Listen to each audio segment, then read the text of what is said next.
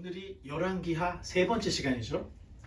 자, 지난 시간에 이어서 열왕기하 9장부터 16장 열왕의 통치에 대해서 살펴볼 텐데, 지난 시간에 우리가 요엘을 살펴봤죠.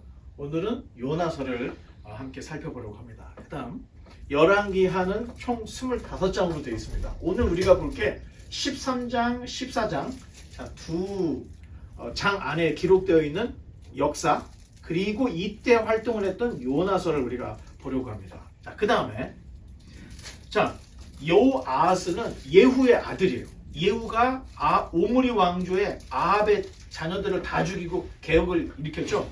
결국에는 예후도 죽어요. 그리고 결국에는 예후의 아들 여호아하스가 북왕국의 제 11번째 왕으로 등극을 하게 됩니다. 자, 아세라 목상을 열심히 섬겼어. 하나님 보시기에 여로보암의 길을 갔던 악한 왕이었습니다. 그러자 아람 왕 하사엘 베나드시 계속 공격을 해서 나라가 굉장히 위태로워요. 그때서야 회개를 했는데 이 회개는 진정한 회개가 아니었어요. 자, 아람의 횡포가 극에 달하자 하나님께 구원을 호소하는 기도를 했어요. 그런데 아이러니하게 북왕국을 구원한 구원자가 아시리아였던 거야. 아시리아. 아람이 공격을 해서 괴로워서 살려달라고 했더니 아시리아가 와서 북왕국을 구원해 줬어요. 이게 아이러니라는 거예요. 자, 아합 이후로 아시리아의 손이 북왕국에 계속해서 다가오는 걸 볼 수 있어요. 아합이 가나안 동맹을 맺어서 아시리아를 막았잖아요. 그 이후로 아시리아가 틈만 나면 내려왔던 거예요. 그런데 아예 적극적으로 나오지는 않았지만 북왕국이 그 북쪽에 있는 아람에게 고난을 받고 있을 때 아시리아가 먼저 이 아람 다메섹을 쳐서 이 북왕국이 아람에게 고통당했던 요 때를 이게 모면하게 하는 이런 시츄에이션이 요때 벌어집니다. 자, 여호아하스는 죽어서 사마리아에 장사가 되고 그의 아들 요아스가 왕이 됩니다. 그 다음 요아스는 지난 시간에 남왕국에도 7세에 등극했던 요아스가 있었죠. 이름이 똑같아. 그래서 성경을 볼 때 이게 함정이에요. 북왕국에도 요아스가 있어요. 북왕국의 11번째 요아스의 아들이 요아스인데 이게 12번째 왕이 되는 거예요. 자, 아람으로 인해서 고전을 면치 못하던 북왕국은 요아스 통치에서 조금씩 국력을 회복해 나가기 시작했습니다. 자, 그러자 요아스가 치리하던 16년 동안 여로보암의 우상들을 떠나지 않고 계속 섬겼어요. 자, 그 다음 그림을 보면 그래도 요아스는 엘리사가 세상을 떠나려 할 때 엘리사 옆에 왔어. 그래서 이스라엘 병거여 마병이여 하면서 막 눈물을 흘렸던 왕이 바로 이 북왕국의 12번째 왕 요아스였는데 이때 이제 엘리사가 세상을 떠나게 됩니다. 자, 그러면서 엘리사의 예언대로 부왕 때 잃었던 여호아하스 때 잃어버렸던 땅을 되찾을 것이고, 그 화를 주면서 땅을 치시오 했죠. 몇 번 쳤죠? 3번밖에 안 친 거야. 그러니까 죽어가면서 엘리사가 왕이시여 한 10번을 쳤어야지 왜 3번만 칩니까? 화가 나고 그리고 돌아가셨죠. 그 3번 쳤는데 정말로 요아스가 베나닷을 3번 쳐서 이기게 돼요. 자, 이런 일. 또 남왕국의 아마샤와 전쟁을 했는데 남북이 몇 배 차이 난다 그랬어요. 한 10배 차이 난다 그랬잖아요. 엄청나게 북왕국이 커요. 근데 이 전쟁을 했는데 아마샤를 이겨버렸어, 요아스가. 자, 그리고 그냥 이긴 걸로 끝난 게 아니고 남왕국의 아마샤 왕을 포로로 잡아, 왕을. 그리고 끌고 가버렸어요. 그리고 수많은 인질과 재물들을 약탈해 가버렸습니다. 이때 남왕국은 북왕국에게 거의 예속됐다 할 정도로 이 지금 남왕국은 이 북왕국한테 전혀 힘을 쓰지 못하던 때였습니다.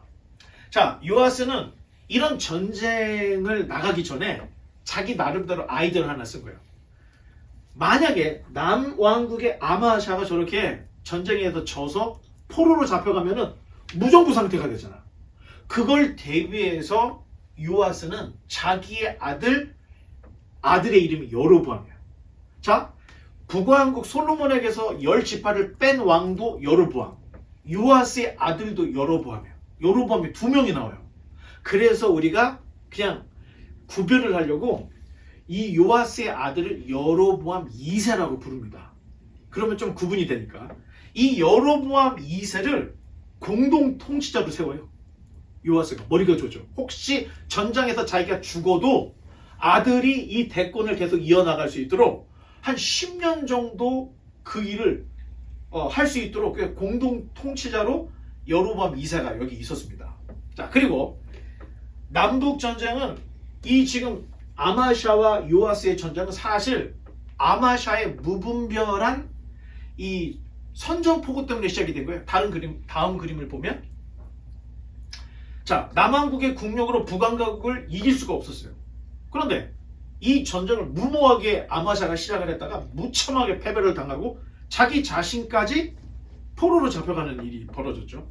그때 예루살렘 성이 회파가 되고 성전 기구들이 다 약탈을 당했던 거예요. 아마샤는 자신의 부왕 요아스를 살해했던 사람들 다 잡아다 처형을 해요. 요아스가 너무 무능력했잖아. 대제사장 여호야다가 죽었을 때 대신들이 우상을 섬기자니 우상을 섬겼죠. 이걸 보다 못한 대제사장 여호야다의 아들 스가랴가 이 왕에게 요아스에게 왕이셔 이러면 안 됩니다 했다가 죽여라 해서, 그렇죠, 아들이 죽어버렸죠. 자, 이렇게 어려운데 이 왕이 전쟁에 나갔다 부상을 당했는데 측근들이 왕을 죽여버렸죠. 그리고 아마샤가 그 다음에 왕이 됐는데 아버지를 죽였던 사람들을 다 찾아내요. 복수를 해줘요. 자, 문제는 사실 남왕국은 이런 복수를 할 때가 아니었던 거예요. 북왕국에게 너무 눌려가지고 나라가 거의 북왕국의 식민지화되고 있던 아주 약했던 그런 때였던 거예요. 자, 그래서 근데 여기서 끝나는 게 아니라 다른 민족 에돔이 또 쳐들어와.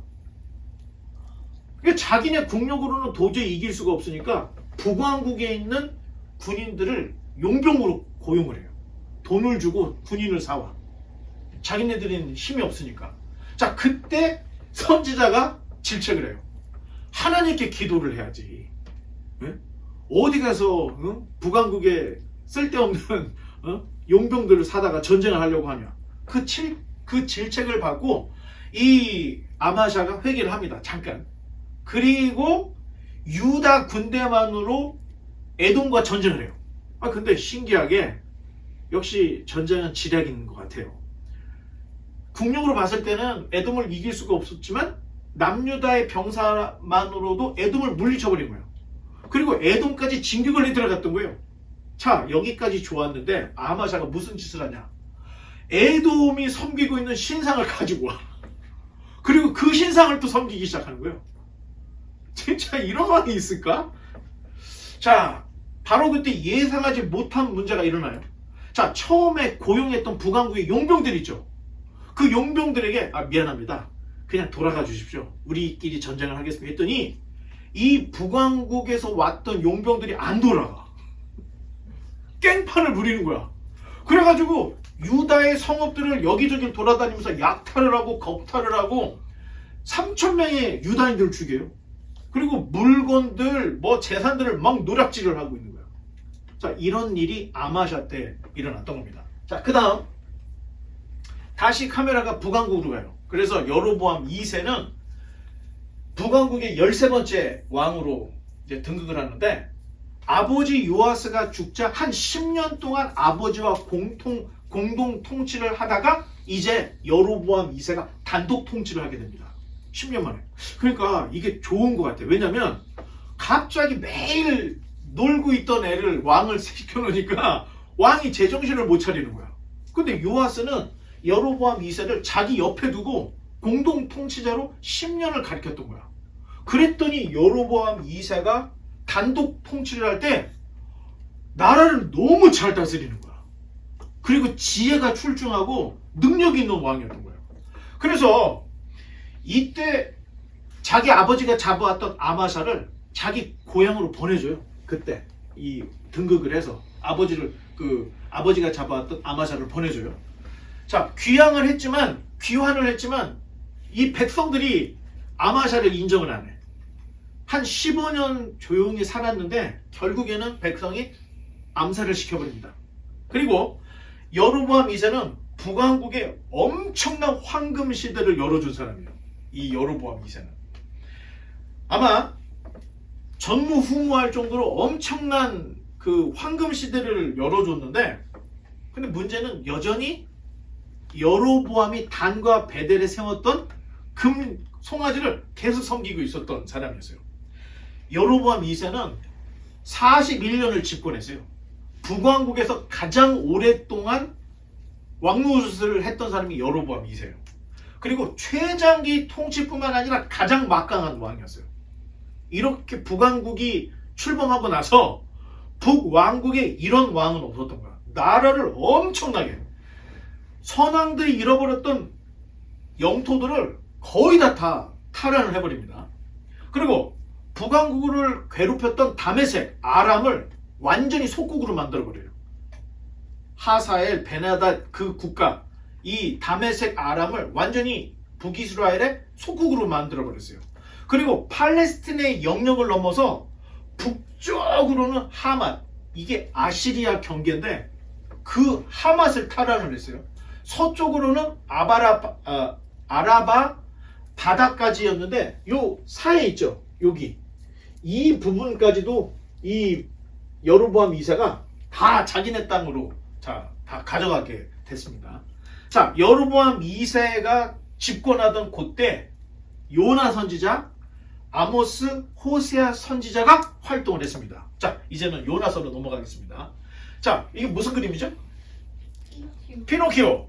요나서는 우리가 알고 있는 피노키오나 모비딕에 영향을 준 모티브가 됐던 성경 이야기입니다. 다음. 자, 개혁시대의 특징은 두 왕국 모두가 다 강력해졌어. 남쪽은 남쪽대로 강력해지고 북쪽은 북쪽대로 강력해졌어요. 자, 북왕국은 여로보암 2세가 통치했고요. 남왕국은 우시아가 통치를 합니다. 자, 문제는 이렇게 나라가 부강한 나라가 되면 생기는 문제들이 있어요. 다 잘 먹고 다 잘 살 줄 알았는데 오늘날의 빈익빈 부익부 현상이 고대에도 똑같이 일어났던 거예요. 자, 그래서 요나 선지자는 열왕기하 13장, 14장 어간에 활동을 했던 선지자인데, 다음 주제를 요나서는 총 4장밖에 안 돼요. 되게 짧죠? 여러분들이 다 읽어왔으리라 생각하고 그 다음 주제를 한번 읽어보겠습니다. 시작! 만민을 구원하기 원하시는 하나님. 자, 이스라엘을 구원하기 원하시는 하나님이 아니에요. 주제가 만민, 이방인들까지도 구원하기를 원하시는 하나님의 마음이 요 4장밖에 안 되는 요나서에 다 기록이 되어 있습니다. 첫 번째, 다시스로 도망하는 요나. 두 번째, 물고기 뱃속에서 참여하는 요나. 3장에 가서는 니느웨로 간 요나. 4장에서는 요나의 불평과 박넝쿨 교훈. 자, 이렇게 아주 짤막한 내용입니다. 다음.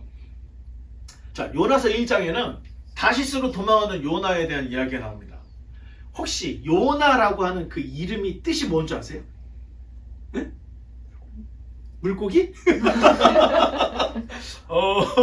연관은 있지만 비둘기입니다. 고대 시대의 통신 수단이 뭐였죠? 비둘기였죠. 요나라는 그 이름이 비둘기라는 뜻이에요. 그래서 하나님이 이스라엘로부터 니느웨까지 비둘기처럼 멀리 보냈다. 선지자들이나 성경에 나오는 등장하는 사람들의 인물의 이름만 잘 봐도 그 사람의 캐릭터, 성격을 다 알 수가 있어요. 자, 북왕국에서 활동하던 선지자였고, 요나는 이스라엘 스불론 땅 나사렛 근처에 있는 가드헤벨 출신이에요. 그리고 아버지의 이름이 아미떼였다. 요나서에 다 기록을 하고 있습니다. 자, 다음. 요나의 사명은 지금 당장 니느웨로 가서 회개를 외쳐라. 갑자기 하나님이 이런 명령을 주셨던 거예요. 그런데 요나는 전혀 다른 곳으로 도망을 쳐버렸습니다. 자, 선지자가, 하나님께 부름을 받은 선지자가 대놓고 불순종을 해요. 이게 미친 건가? 자, 지금 여기가 예루살렘이잖아요. 하나님이 보냈던 것은 니느웨로 가라고 했던 거예요. 그런데 니느웨가 아닌 정반대. 자, 요거 이만큼이죠? 하나, 둘, 셋, 넷, 5개. 이렇게 먼 다시스로 도망가 버린 거예요. 자, 사역에 있어서 이런 것도 선지자인가? 이렇게 생각할 수 있잖아요. 그리고 요나서 4장에 보면 막 하나님한테 화를 내. 거봐요! 내가 뭐라 그랬습니까? 하면서 막 아니 이렇게 경고망동한 선지자가 있을까? 그런데 이런 면을 보면 돼요. 큰아이는 보통 결혼해서 이제 나중에 애를 보면 애가 좀 무게감이 있어. 큰아이는. 근데 작은 애는 팔짝팔짝 뛰어. 똑같아. 분명히 예레미야나 이사야 같이 묵직한 선지자가 있는 반면에 요나처럼 촐랑대는 선지자가 있어. 그런데 하나님과 이 요나가 얼마나 친밀한지 마치 어떤 사역자도 이렇게 요나 바로 옆에서 하나님이 활동하는 듯한 이런 사역자가 많지 않았던 거예요. 자, 이런 걸 볼 때 요나가 이렇게 불순종을 하고 이런 짓을 한 거를 하나님은 내가 볼 때 다 알고 계셨던 것 같아. 성격도 다 그런 걸 알고 있었던 것 같고 하나님이 다 끄떡끄떡 해주시면서 그걸 또 다 인정을 해주는데 어디를 가든 결국에는 사역의 길을 갈 수 있도록 하나님이 그 끈을 놓치지 않는 이런 모습을 이 요나의 사역을 통해서 볼 수 있습니다. 그러면 요나가 미치지 않는 이상 왜 다시스로 도망을 갔을까? 분명히 뭔가 계산한 게 있었을 거라는 거예요. 자, 아시리아는 북방에서 점점 팽창을 했어요. 아합 때는 아예 총공격을 했고 결국에는 3번, 4번 전쟁을 했는데 아시리아가 이겼어요. 그래서 계속 남하에 오다가 이미 아시리아한테 아람 다메섹이 와장창 날아갔던 때였던 거예요. 자, 이제 아시리아가 더 남하에서 북이스라엘을 치는 거는 이 불보듯 뻔한 사실이었던 거예요. 그러니까 다들 이 북이스라엘 사람들은 야, 아시리아가 언제 우리한테 쳐들어올까? 다 이걸 이제 고민하고 있었던 때였던 거예요. 그런데 선지서를 읽어보면 대부분의 선지자들이 국제정세에 되게 밝았던 걸 볼 수가 있어요. 자기네 나라에 관심만 있는 게 아니라 그 주변 국가들 국제정세를 잘 알고 있어요. 사회 안으로는 사회의 부조리, 가진 자들의 횡포, 당시의 사회 문제를 정확하게 파악해서 알고 있었고 선지서에 지도층, 사회 인사들의 죄를 낱낱이 기록을 하고 있는 모습을 볼 수 있어요. 눈을 감고 있었던 게 아니에요. 골방에 앉아서 기도만 했던 사람들이 아니라는 거예요. 굉장히 뛰어있던 사람들이죠. 어떤 면에서는 선지자는 그 당시에 지도층이었고 엘리트였다 이렇게 볼 수가 있어요. 자, 그런 상황을 볼 때 요나는 자기 민족을 너무 사랑했던 거야. 왜? 하나님이 40일 후에 니느웨를 심판하신다 했으니 자기가 어떻게든 40일만 숨어 있으면 40일이 채워지면 이 니느웨가 멸망하겠지. 이 니느웨가 아시리아의 수도였으니까 수도가 멸망하고 황제가 죽어버리면 전쟁은 안 일어날 거 아니야. 그러니까 내가 40일 동안 어딘가에 가서 숨어 있어야 되겠다. 하나님이 니느웨의 이 악독함을 보시다가 하나님이 40일 후에 심판하신다. 니느웨가 하나님의 시한부 종말에 걸렸다는 것을 요나가 딱 알고 쾌재를 부렸던 거예요. 내가 40일만 숨어있자. 그래서 요나가 도망간 곳이 니느웨하고 정반대였던 다시스로 도망을 갔던 거예요. 자, 이 다시스를 오늘날은 스페인이라고 부르죠. 이 로마 시대 때는 여기를 서바나라고 불렀어요. 그러니까 이름이 여러 가지예요. 다시스, 서바나, 스페인. 바로 이 스페인을 얘기하는데 스페인이 그 당시에는 세상의 끝이었어요. 해가 동쪽에서 뜨죠? 그리고 서쪽으로 지잖아. 해가 지는 곳 스페인, 서바나, 다시스. 여기가 세상 끝이었던 거예요. 자, 그렇다면 요나가 여기로 가는 배를 요바에서 타고 갔다는 것은 잠깐 40일만 갔다 올 생각이 아니었던 거야. 아예 짐 싸고 이민 가서 절대 돌아오지 않겠다고 아예 결심을 하고 이 배를 탄 거예요. 대단한 사람이지 진짜. 아니 선지자가 어떻게 이렇게 할 수가 있을까? 그런데 이 안에는 계산된 요나의 행동이었다는 거예요. 40일만 자기가 입을 다물고 있으면 40일 후에는 니느웨가 멸망하고 니느웨가 멸망하면 아시리아는 북이스라엘을 침공하지 못하겠지. 자, 이런 생각으로 했던 겁니다. 자, 다음 요나서 2장에 가면은 물고기 뱃속에서 참여하는 요나가 나와요. 아니 그 배를 타고 가는데 갑자기 그냥 번개가 치면서 파도가 쳐서 배가 지금 쓰러지기 직전인 거예요. 요나서 2장에는 그러한 고난 속에서 요나가 참여하는 기도가 나와요. 기도가.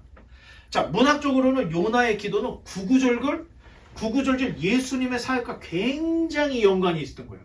마치 예수님이 겟셋마네에서 아버지여 내 뜻대로 마시고 아버지의 뜻대로 하시옵소서 했던 것 같은 기도를 하고 있어요. 그리고 빌라도 앞에서 빌라도가 왕 노릇 좀 해보라고 그러고 홍포를 입혔잖아. 물이 나를 둘러싸웠으며 하면서 내용이 예수님이 골고다 언덕에서 십자가에 달려 죽는 듯한, 그리고 십자가에 달려 죽고 나서 아리마대 사람의 무덤에 묻혀 있었죠. 그 내용이 요나의 지금 이 참의 기도와 굉장히 평행을 이루고 있는 걸 우리가 볼 수 있습니다. 자, 오늘은 그것까지 다 확인은 안 하고 나중에 심화학습할 때 직접 보는 걸로 하고 오늘은 요 정도까지만. 그 다음, 자, 요나와 예수님은 아주 깊은 관계가 있습니다. 자, 마태복음 12장 그리고 마태복음 16장에 보면 똑같은 얘기가 두 번 기록이 되어 있어요. 자, 유대 종교 지도자들이 예수님께 당신이 메시아라면 하늘로서 오는 표적을 보여주십시오. 자, 여러분, 이 이야기가 마태, 마가, 누가, 요한 중에 두 번 나오거나 세 번 나올 때가 있어요. 마태에서 한 번 나오고 마가, 누가에서 나올 때가 있고 누가복음에만 있는 게 있고 마가복음만 있는 게 있고 이렇게 해갖고 다 있는데 한 복음서 안에 비슷한 내용이 두 번 있는 거는 이게 하나예요. 12장에서도 종교 지도자들이 하늘로서 오는 표적을 구했고요. 16장에서도 하늘로서 오는 표적을 구해요. 한 사람이 쓴 복음서에 비슷한 이야기를 두 번 얘기를 해요. 이거 굉장히 마태는 요나와 예수님을 굉장히 밀접하게 중요하게 다루고 있구나 하는 걸 볼 수가 있는데, 자, 종교 지도자들의 물음에 대해서 예수님이 뭐라고 얘기했냐면 악하고 음란한 세대가 표적을 구하나 요나의 표적밖에는 보여줄 표적이 없다, 이렇게 말씀했어요. 두 번 다 똑같이. 자, 예수님께서 표적밖에는, 요나의 표적밖에는 보여줄 것이 없다 할 때는 예수님이 자기가 하늘로서 오신 메시아의 표적이 요나 표적 말고 다른 게 있다는 거야, 없다는 거야? 말 그대로 요나의 표적 밖에는 보여줄 게 없다는 거야. 자, 표적이라는 말이 주로 기적, 이적 이렇게 같이 쓰이는 말이에요. 그런데 표적이라는 말은 정확하게 증명을 의미하는 법적 용어예요. 표적이라는 말이. 자, 영어로는 사인인데 우리말로는 이게 증거 또는 표적 이렇게 나와요. 자, 예수님께서 자신이 메시아 징조로서 요나 선지자를 지목을 하고 얘기를 하고 있다는 거예요. 자, 요나서는 메시아 사역과 평행을 이루고 있는데 요나의 내용 줄거리하고 예수님의 사역 이야기가 풍류적으로 굉장히 평행을 이루고 있는데, 자, 요나 히브리 사람이죠? 유대인. 예수님도 히브리 사람이죠? 유대인. 자, 요나가 탄 배 선장이 이방인이었던 거예요. 그런데 예수님 시대에 예수님을 재판했던 사람이 로마 사람 총독 빌라도였던 거예요. 다 똑같아요. 요나가 양심의 가책을 느끼면서 결국에는 선장이 요나를 바다에 빠뜨렸죠. 빌라도도 자기가 손을 씻으면서 양심의 가책을 받으면서 예수님을 사형에 넘겨줘요. 둘 다 이런 느낌이 있어요. 자, 요나가 3일 동안 물속이 뱃속에서 꼼짝도 못하고 있었죠. 예수님도 3일 동안 무덤에 있었던 거야. 자, 요나가 결국에는 바다에 풍덩 빠지니까 그렇게 풍랑을 일던 바다 갑자기 잠잠해졌죠. 자, 세상이 시끄럽다가 바라바를 달라, 예수를 십자가에 못 박아라 했던 군중들이 예수님을 십자가에 못 박으니까 갑자기 조용해졌던 거예요. 그리고 예수님이 십자가에 달려 딱 돌아가실 때 하늘이 어두워져. 그렇죠? 자, 이런 것들을 봤을 때 요나의 이 짤막한 4장밖에 안 되는 이 사역이 예수님이 이 땅에 오셔서 하실 사역을 미리 보여준 걸로 마태가 그렇게 기록을 하고 있다는 거예요. 예수님도 그렇게 얘기했던 거를 마태가 기억을 해서 이걸 그대로 다 기록을 하고 있다는 겁니다. 다음, 요나가 경험한 사건은 장차 예수 그리스도가 오셔서 하실 사역의 그림자였다는 거예요. 다 같이 한번 읽어보겠습니다. 시작. 심판 때에 니느웨 사람들이 일어나 이 세대 사람을 정죄하리니 이는 그들이 요나의 전도를 듣고 회개하였음이거니와 요나보다 더 큰 이가 여기 있으며. 이건 예수님이 하신 얘기예요. 자, 니느웨 사람이 요나의 전도를 듣고 회개를 했던 거야. 그런 것처럼 예수님의 전도를 듣고 너희도 회개해야 된다. 이걸 보여주고 있는 거야. 자, 구약의 이야기는 그림자야. 다 그림자. 실제 그리고 그림자이고 표적이었고 진정한 사건의 실체는 예수님이 이 땅에 와서 다 드러나는데 예수님은 요나보다 크신 분이었다. 예수님은 그렇게 얘기잖아요. 요나보다 크신 예수님이 이 땅에 오셨다. 자, 이런 이야기를 우리에게 전해주고 있습니다. 그 다음, 자, 요나서 3장에 가면은 세 개의 방향 전환이 나와요. 첫 번째, 도망가던 요나가 물고기 위에서 어디로 방향을 바꿨죠? 니느웨로 방향을 바꾸게 된 거야. 다시스로 가다가. 두 번째, 악독한 니느웨 사람들이 요나의 전도로 회심을 해. 아니, 찔러도 피 한 방울 안 나올 것 같은 아시리아 사람들이 요나가 지나가면서 야 40일 후에 하나님이 너희를 심판하신다 하고 있잖아요. 아니 그 얘기를 듣고 갑자기 회심을 하고 방향 전환을 했던 거예요. 세 번째, 하나님이 40일 후에 니느웨 성을 멸망시킨다고 했는데 회개하는 모습을 보고 멸망을 철회해요. 하나님의 방향 전환을 보여준 거예요. 요나 한 사람이 방향을 바꿨더니 니느웨 사람들이 회개를 했더니 결국에는 하나님도 심판을 철회하더라. 이런 얘기를 지금 이야기를 하고 있습니다. 그 다음, 하나님이 이 요나를 왜 니느웨로 보내셨을까? 하나님께서 부지런히 선지자들을 보내던 거야. 근데 이것들이 듣지도 않아. 회개도 안 해. 잡아 죽이기까지 해. 그러니까 차라리 이방인에게 보내자. 요나의 뜻이 뭐라 그랬죠? 비둘기. 요나를 멀리 니느웨 비둘기처럼 하나님의 소식을 요나에게 줘서 요나로 하여금 전도를 하게 했던 거야. 왜? 아무리 북이스라엘 남유다의 선지자를 보내서 회개라도 회개를 안 하니까 에이 차라리 이방인에게 가보자. 그리고 하나님이 눈을 돌려서 당시에 가장 악독했던 가장 부강했던 니느웨에 요나를 보냈던 겁니다. 자, 여로보암 2세 때는 북왕국이 엄청나게 번창을 했다 그랬죠. 그런데 나라가 부강하면 부강할수록 사회 부적응자들이 생겨나. 그래서 가난한 자들, 약한 자들, 신용불량자들 이런 사람들이 너무 많아져. 그런데 사회가 좋아지고 부강해지면 이런 사람들을 다시 일어날 수 있도록 도와줘야 되는데 그게 아니야. 부자들, 지도자들이 가난한 사람들에게 엄청나게 횡포를 부리는 거야. 일주일에 40시간만 일해도 될 거를 오버타임도 안 주고 50시간, 60시간, 80시간 일을 시켜. 항상 임금 띄워먹고 일할 때 옆에서 괜히 잔소리 해가지고 피곤하게 만들고. 그리고 아모스서를 읽어보면 의인을 신발 한 켤레 값에 팔아버렸다는 거야. 돈이 없어서 돈을 빌린 거야. 그랬는데 그 돈을 못 갚으니까 팔아버렸는데 그 돈이 얼마냐?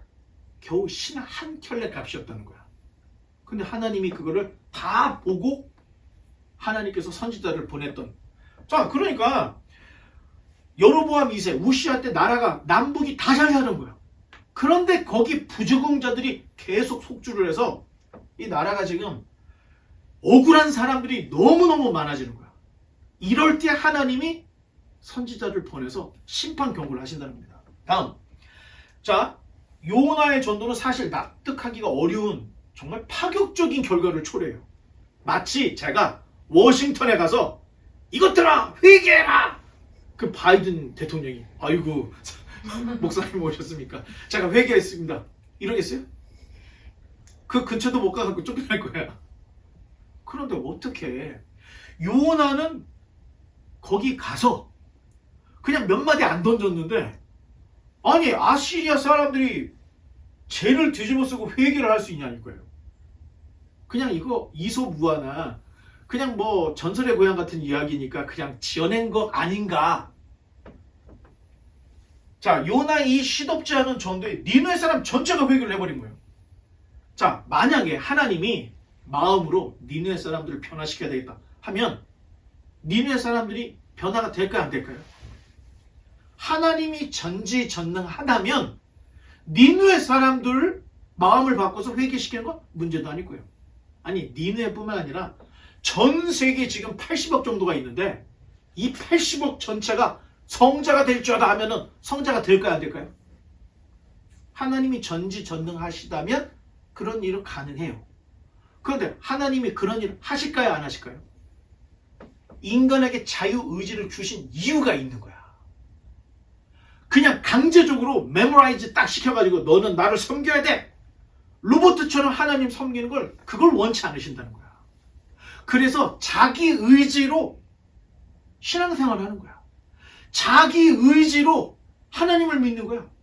그래서 하나님은 요나가 전도할 때 자 손에 반짝반짝한 막 불빛이 나오게 한다든가 요나가 지나가면서 촥촥 하면 막 사람들이 막 쓰러지거나 요나 뒤에서 막 후광이 비치거나 이런 건 하나도 없었어요. 하나님이 원하시는 것은 전도의 미련한 방법. 누가 누구에게 야 하나님이라는 신이 있어. 예수님이 우리를 구원했어. 이 복음의 말씀을 듣고 자발적으로 회개하고 돌아와서 인격적으로 신앙 고백하는 그거. 하나님 그걸 기뻐하신다는 거예요. 자, 그러니 요나의 설교는 지극히 평범한 거지 같은 사람의 설교밖에 안 됐다는 거예요. 그런데 묘한 것은 어떻게 그 설교를 듣고 니느웨 전체가 회개를 했을까? 자, 그 다음 페이지. 한번 되게 어려운 거예요. 이건 되게 어려워요. 읽어보겠습니다. 시작. 여호와께서 이와 같이 말씀하시니라. 그는 해를 낮의 빛으로 주셨고 달과 별들을 밤의 빛으로 정하였고 바다를 뒤흔들어 그 파도로 소리치게 하나니 그의 이름은 만군의 여호와니라. 이 법도가 내 앞에서 패할진대 이스라엘 자손도 내 앞에서 끊어져 영원히 나라가 되지 못하리라. 여호와의 말씀이니라. 자, 이 말씀이 무슨 말이냐면 해, 달, 별이 없어지는 것만큼 이스라엘 자손이 없어지는 것이 불가능할 것이라는 얘기예요. 이스라엘 자손은 영원히 남을 거다. 왜? 해, 달, 별이 없어지지 않는 것처럼 이스라엘 백성도 없어지지 않는다. 그런 얘기인 거예요. 만약에 지구상에서 이스라엘 민족을 싹 다 없애버리면 어떤 일이 벌어질까요? 이스라엘 백성들의 예루살렘, 성전, 그 다음에 구약 성경, 탈무드, 그분들이 살았던 장소, 이런 게 지구상에서 갑자기 타노스가 딱 치는 것처럼 싹 사라졌어. 그럼 어떤 일이 벌어질까요? 하나님에 대한 징고가 없어지는 거예요. 왜? 하나님이 이스라엘 백성을 선택하시고 이스라엘 백성들에게 법도와 예언의 말씀을 주셨잖아. 그리고 그 예언이 성취된 역사가 성경이잖아. 이 모든 것들을 이스라엘과 함께 엮어졌는데 이스라엘이 없어진다면 하나님의 존재 증거가 없어지는 거 똑같은 거예요.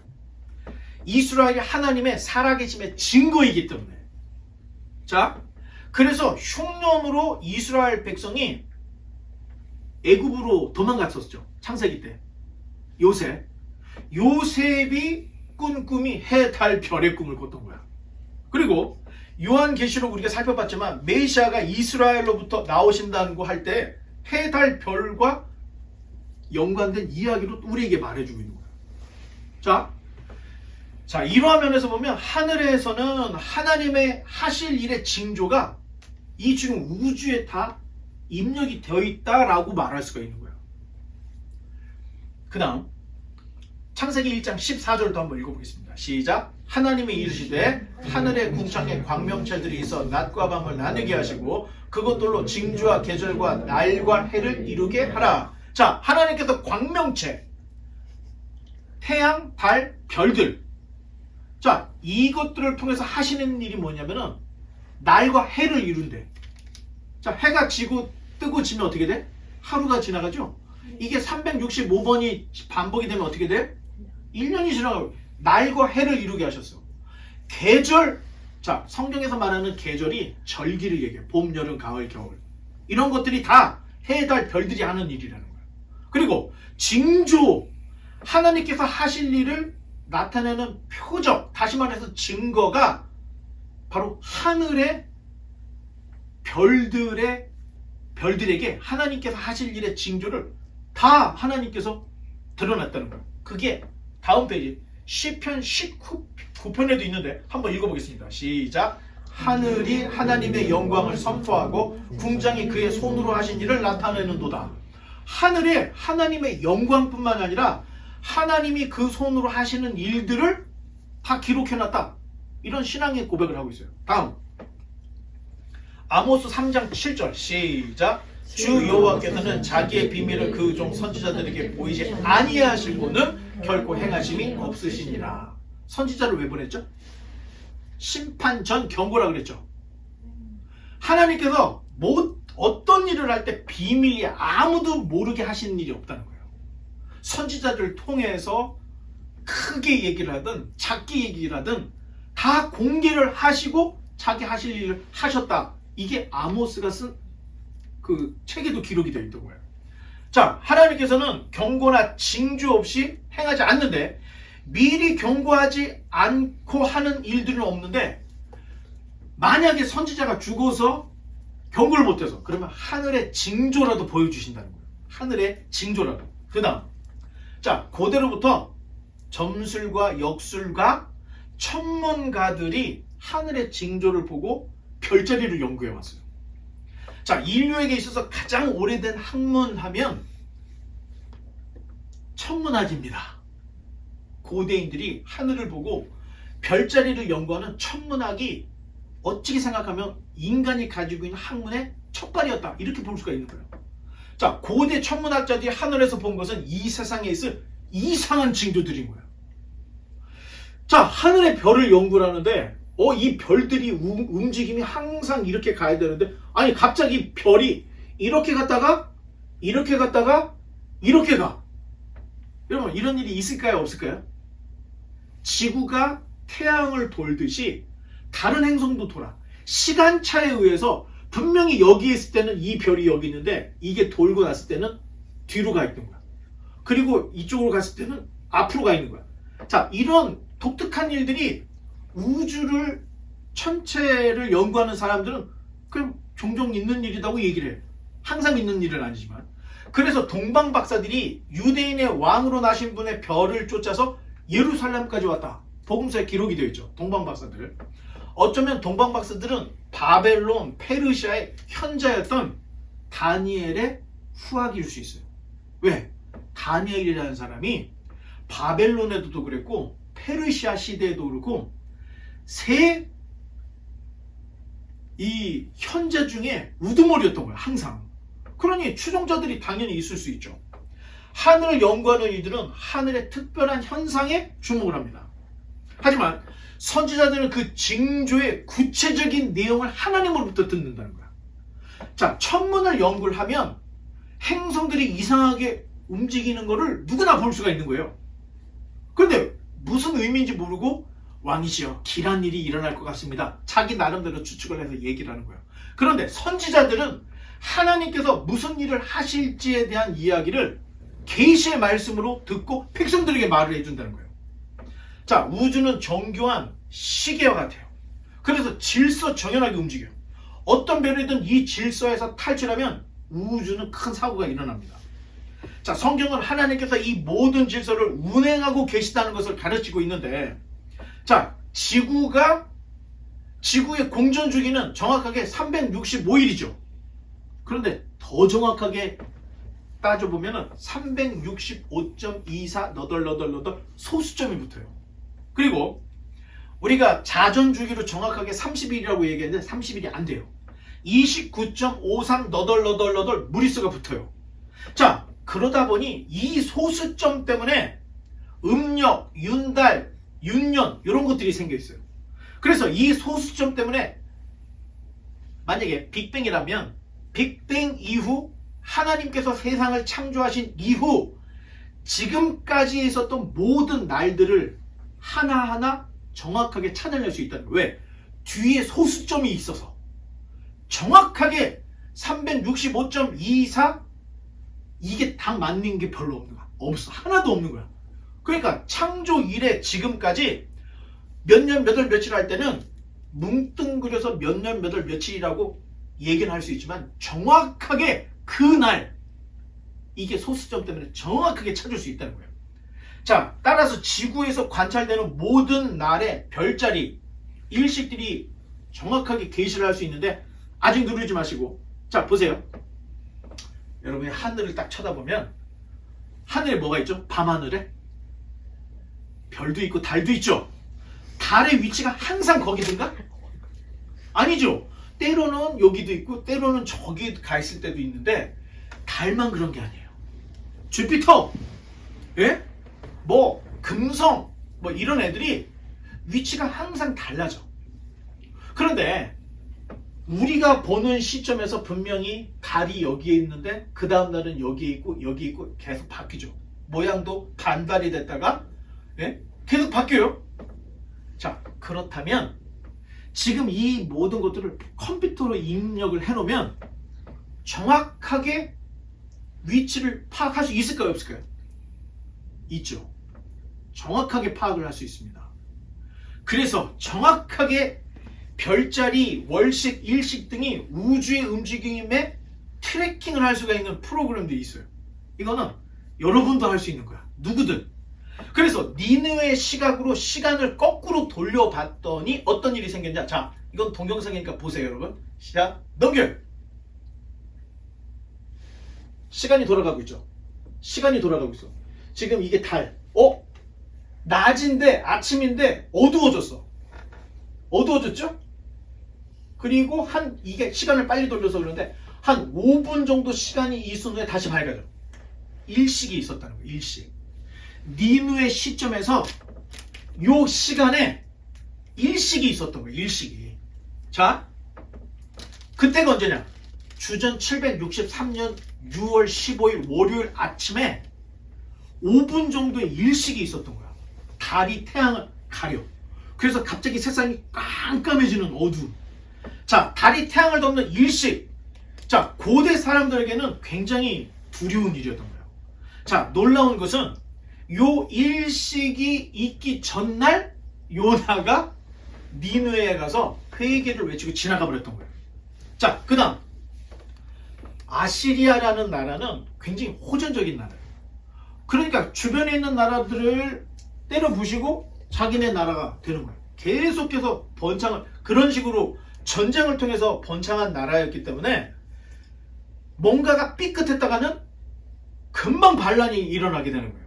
근데 나라가 흔들리면 언제라도 내전 내지는 반란이 일어날 수 있는 위험성을 가지고 있었는데 마치 여로보암 2세가 북왕국을 통치하고 있을 때 한 번도 전쟁에서 지지 않았던 아시리아가 북쪽에 있는 아라락과 전쟁에서 패배를 합니다.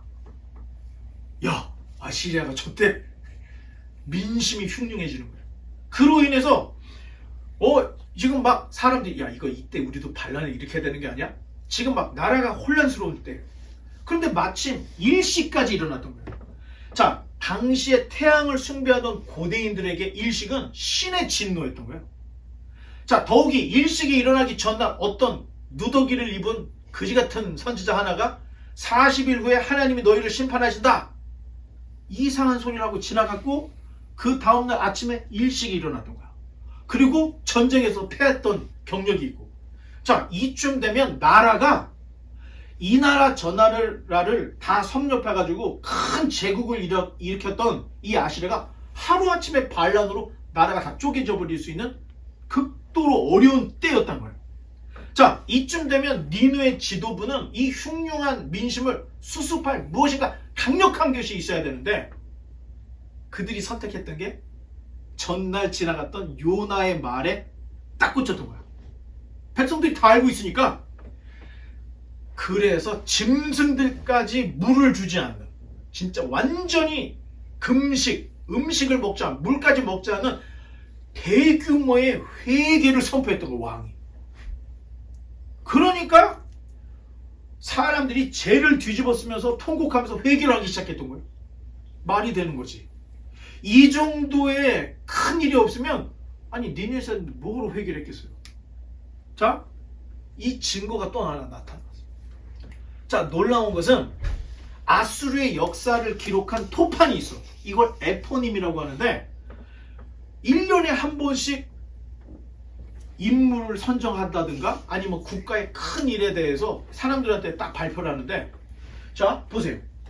이게 그 전에는 against, 자 계속해서 전쟁을 했던 거예요. 그러다가 in the land, 이때 잠깐 주전 768년에 쉬었다는 게, 전쟁을 안 했던 거예요. 그리고 67년의 전쟁, 66년의 전쟁, 65년의 전쟁, 64년에 잠깐 쉬었던 거예요. 이 왕은 하는 일이 매일 전쟁을 해서 다 긁어 모으는 거야. 그렇게 해서 이렇게 팽창해서 엄청나게 큰 게, 이게 지금 노란 게 아시리아 제국이었던 거예요. 엄청나게 컸죠. 500년 이상이 지속됐던. 아니 그런데 763년에 반란이 있었던 거예요. 반란이. 그러면서 이때부터는 계속 반란 때문에 전쟁을 못 나가. 그리고 758년에 어느 나라하고 전쟁을 했는데 평화협정만 맺고 돌아와. 그리고 계속 집안에 틀어박혀 있었던 거야. 이 기록을 발견하고 대조를 했더니 요나가 니느웨에 가서 외치고 회개한 그때 5년 정도를 이 니느웨가, 아수르가 전쟁을 안 하고 조용히 참여하고 있었다는 거야. 자, 이 기록과 지금 과학적으로 봤던 그 일식 요나의 사건들이 다 하나로 모아지고 있죠. 그 다음, 자, 이스라엘의 하나님 여호와께서 그의 종 가드헤벨 아미떼의 아들 선지자 요나를 통하여 하신 말씀과 같이 여로보암이 이스라엘 영토를 회복하되 하맛 어귀에서부터 아라바 바다까지였으니. 자, 하맛 어귀에서부터 아라바 바다까지라고 했는데 하맛이 여기예요. 아라바는 여기를 얘기하는 거야. 그러니까 이 여로보암 2세가 얼마나 큰 땅을 차지했는지 여기서부터 여기까지가 다 여로보암 2세가 차지했던, 거의 솔로몬의 이 유다 땅처럼 엄청나게 큰 땅을 차지를 했었던 때가 있었다는 거예요. 자, 이때는 이 하맛이 지금 누구의 지금 슬하에 있었던 거죠? 아시리아 밑에 있었던 하맛이에요. 그렇다면 여로보암이 하맛을 탈환했다는 것은 아시리아와 전쟁을 했다는 거예요. 근데 여러분, 아시리아는 혼혈 정책을 썼어요. 전쟁을 할 때는 우리 민족이 멸절될 각오를 하고 전쟁을 해야 돼요. 전쟁에서 지면 이만큼 진 사람들을 절반을 잡아다가 아시리아의 다른 땅에 이주를 시켜버리고 아시리아의 다른 지역의 사람을 여기다 갖다 집어넣어. 혼혈족을 만들어서 민족성을 없애서 반란이 일어나지 않게 아주 미개한 방법을 썼던 거예요. 일본처럼. 자, 그럼에도 불구하고 여로보암 2세가 하마까지 차지했다는 거예요. 무슨 배짱으로? 자, 여로보암 2세는 겁쟁이였던 거예요. 겁쟁이가 어떻게 이렇게까지 전쟁을 할 수 있었을까? 바로 요나가 이 가드 헤벨의 아미떼의 아들 선지자 요나를 통해서 하신 말씀과 같이 여로보암이 이스라엘 영토를 회복하되 하맛 어귀에서부터 아바라까지 차지할 수 있었던 것은 요나가, 폐하, 제가 니느웨에 가서 니느웨를 초토화를 시키고 왔습니다. 저들이 다 회개하고 했으니까 이제 하맛까지 올라가도 되겠습니다 하고 얘기를 해줬더니 그 말에 힘을 입어서 전쟁을 해서 하맛을 차지했다는 거예요. 자, 다음. 자, 우주에서 일어나는 해성의 출현, 해성, 유성 또는 운석 또는 행성의 이상한 현상, 오로라, 일식, 이게 우리나라 삼국사기 삼국유사에 226번이나 나와 있어요. 만약에 이 컴퓨터로 그때를 다 트래킹해서 찾잖아요? 그러면 연대가 나올 거야, 안 나올 거야? 연대가 나오지. 정확한 절대 연대가 나오게 되는 거예요. 과거를 대충 짚는 게 아니고 정확하게 어떤 날, 몇 월, 며칠, 몇 시에 행성이 움직였던 거, 이거를 다 트래킹하고 다 찾을 수 있다는 거예요. 자, 따라서 컴퓨터를 잘만 활용하면 지금 과거에 있었던 일을 굉장히 지금보다도 더 선명하게 찾아낼 수 있다는 겁니다. 그 다음, 자, 그래서 찾은 게 예루살렘의 함락일이에요. 자, 먼저 예루살렘 함락에 대한 역사 자료를 모아야 돼. 모았더니 아부월 7일에 함락이 됐다는 거예요. 안식일이었다, 그날이. 그리고 안식년 다음 해였고 요야립 반열 제사장 직무가 수행되던 때에 예루살렘이 바벨론에게 함락됐다는 기록이 있어요. 그래서 학자들이 586년이라고 얘기를 하고 있어요. 현재. 자, 그런데 하나 넘겨보면, 자, 유대인들이 가지고 있는 이 달력을 양력으로 바꿔. 그리고 안식년, 제사장, 시년, 이 모든 것들을 다 자료들을 변환을 해. 그 다음 그림. 다 했더니 딱 나오는 게 줄라이 31일 588년으로 딱 떨어져. 그 전 뒤로 한 칸만 가볼까요? 아까 얘기했던 아부월 7일 안식년 다음에 요야립 반열 17번째 희년, 이 자료들을 정확하게 부합하는 게 그 다음으로 넘어가면 588년이었어요. 아직까지 학계에서는 이거를 고민 중이야. 받아들여야 되나? 지금까지 586년으로 가르치고 있거든. 이대로 근데 따져보니까 정확하게 588년. 예수님이 태어날 날짜도 이걸로 정확하게 할 수 있습니다. 12월 15일이 예수님의 탄신일로 생각하고 있지만 그게 아니에요. 다 따져보고 그 모든 자료들을 넣어서 다 따져보면 나중에 이제 우리가 복음서를 할 때 그때 보는 걸로 하고, 그 다음, 자, 우주의 행성이 활동하는 한 지구에서 관측할 수 있는 일식, 월식, 해성, 유성, 운석, 행성의 이상 현상들은 계속 일어나고 있는 걸 다 알 수가 있어요. 자, 우주는 마치 엄청나게 큰 시계처럼 정말로 정확하게 움직이고 있는데, 그 다음, 그러다 보니 지구 곳곳에서 일어나는, 여러분, 지금 요 라인들이 다 일식이 일어났던 때예요. 몇 년, 몇 월, 며칠에 일식이 여기서, 여기 있던 사람들은 이 일식을 봤다는 거죠. 여기 있던 사람들은 일식을 봤다는 거지. 이런 게 엄청나게 많다는 거예요. 그런데 이것들이 우연히 생긴 게 아니라는 거예요. 하나님이 무슨 일을 하시기 전 선지자들에게 보여주고 하늘의 징조로서 자기가 할 일들을 이렇게 다 보여주면서 하나님께서 여태까지 일을 해 오셨다. 다음, 자, 이제 4장으로 넘어가서 결국 요나는 40일 후에 니느웨 성이 멸망할 것을 기대하고 초막을 줬어요. 집을 줬어. 왜 집을 줬을까요? 40일 동안을 어딘가 있어야 되니까 집을 짓고 40일 후에 정말로 이 니느웨가 멸망하는 줄 보고 있었던 거예요. 그랬는데 하나님이 뜻을 돌이키는 거 보고 항의를 하죠. 내가 이럴 줄 알았어. 그래서 내가 다시스로 도망을 가려고 했던 거 아닙니까? 막 이런 얘기가 있죠. 그때 하나님께서 좌우를 분별하지 못하는 12만 명이나 되는 니느웨 사람들, 그리고 그 안에 가축들도 많지 않느냐? 요나가 깜짝 놀란 거예요.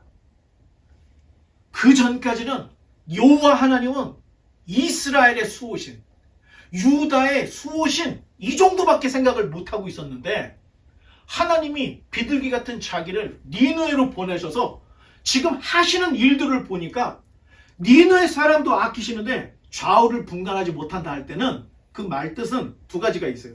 율법이 없어서 좌우를 분간하지 못한다는 뜻이 될 수 있고, 애들인 거예요. 애들. 좌우를 분간하지 못한 애들. 근데 심지어는 그 안에 있는 가축들, 여러분들이 키는 펫들이죠. 개, 고양이까지도 하나님이 아끼신다는 거를 요나가 그 얘기를 듣게 된 거예요. 그 다음, 참 놀라운 것은 예수님께서 부활하신 후에 요나처럼 40일 동안 제자들과 머물러 있었다는 겁니다.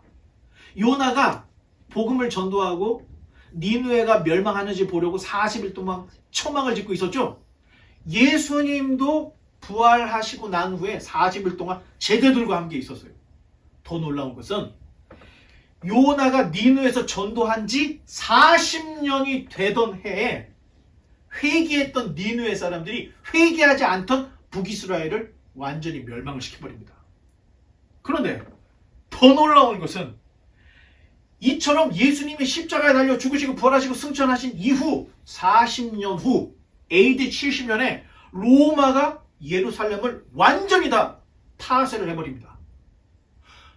예수님께서 왜 하늘에서 오는 표적을 얘기하라고 했더니 요나의 표적밖에는 말할 수 없다고 말을 했는지, 요나가 했던 사역과 예수님의 사역이 너무 평행을 이루고 애프터까지 똑같은 거야. 40일 머물렀는데 예수님도 40년 후에 사마리아가 멸망했는데 십자가에 달려 죽으시고 난 후 40년 후 AD 70년에 예루살렘이 멸망을 했습니다. 로마 사람들이 예루살렘을 다 멸망을 시키고 이렇게, 이게 지금 성전에 있던 기명들이잖아요. 이걸 다 가지고 갔어요. 그리고 이 잡아간 사람들의 노동력을 통해서 만든 게 뭐예요? 개선문을 만들었고 콜로세움을 만들었습니다. 아이러니하게 콜로세움에 기독교인들이 많이 종교 박해로 죽었죠. 사자밥이 되고. 자, 이런 역사들이 있다는 거예요. 자, 이제 결론을 맺겠습니다. 자, 요나서는 회개를 말하고 있어요. 그래서 유대인들은 대속죄일에 요나서를 읽는다는 거예요. 자, 우리는 약 2000년 동안에 이방인 선교 시대를 살고 있어요. 왜냐? AD 70년에 유대인들이 다 뿔뿔이 흩어졌잖아. 디아스폴라 유대인이 돼서 나라가 없이 다 흩어졌잖아. 그때 기독교와 복음은 살아 있었던 거예요. 어떻게 보면은 이 유대인의 선교 시대는 그때 끝난 거예요. 그 이후로 이방인의 선교 시대가 지금 2000년이 오고 있는데 이게 거의 끝나가고 있다는 거예요. 지금은 전도를 해도 전도가 안 돼. 더군다나 여러분, 자기 한 사람의 신앙 지키기도 어려운 시대를 지금 우리가 살아가고 있습니다. 자, 지금으로부터 2000년 전 주님께서 이렇게 말씀하셨죠. 심판 때에 니느웨 사람들이 일어나 정죄하리라. 회개했던 니느웨 사람들이 마지막 심판 때에 일어나 정죄를 하겠다는 거예요. 그 사람들이. 자, 그날에 이 심판의 날이 점점 다가오고 있다는 거예요. 우리 앞에. 자, 바라기는 하나님의 말씀을 비추어서 내 마음대로 회개하는 것이 아니라 하나님께서 무엇을 싫어하시고 무엇을 죄로 여기시는지 성경을 통해서 알아야 된다는 거예요. 성경을 모르면 내가 짓고 있는 게 죄인지 아닌지도 모른다는 거예요. 그래서 성경을 읽어야 된다는 겁니다. 하나님의 말씀을 가까이에서 하나님 기준에서 기뻐하시는 회개를 함으로 심판의 대상이 아닌 주님과 함께 세상을 정죄하고 세상을 다스리는 구원받은 하나님의 백성들이 다 되시기를 주님의 이름으로 간절히 축원합니다.